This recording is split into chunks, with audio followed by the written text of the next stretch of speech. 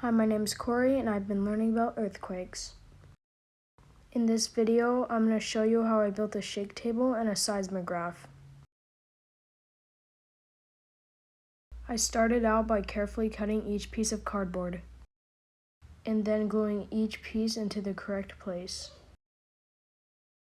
Then I had to figure out how to weigh down the pen from the seismograph, so I decided to use pennies. Next, I created a paper roll using the straw from my slushie and added handles so I can twist it. And then the same thing for the other side.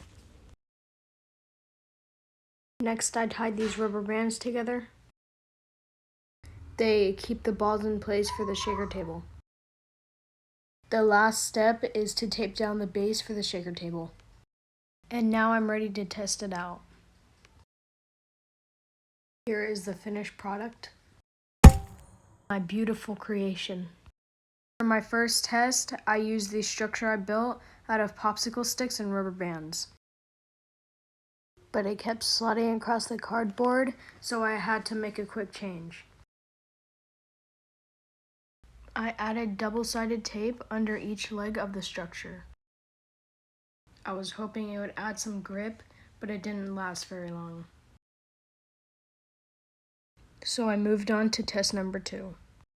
I built this structure out of Legos. I placed it on a base to avoid the sliding. Nothing happened, so I used a different structure. This one was much bigger. Still nothing happened, so I think it was the base I used. So I switched to a piece of cardboard and cut it out to fit the perimeter of the structure. This gave me a better idea of what I got wrong with my building.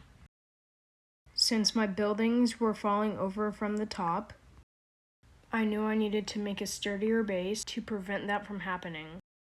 I was curious to see what my popsicle structure would do on the new platform, but it pretty much had the same result. Here's a closer look at my seismograph while the table was shaking. I designed a new structure with a sturdier base. This time I made it shorter so it wasn't so top heavy. But it wasn't heavy enough and it bounced right out of the platform.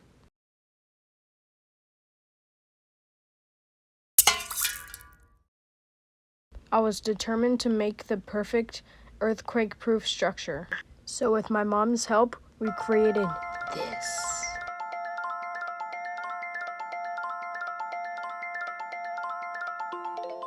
It was heavy enough to stand beside the platform.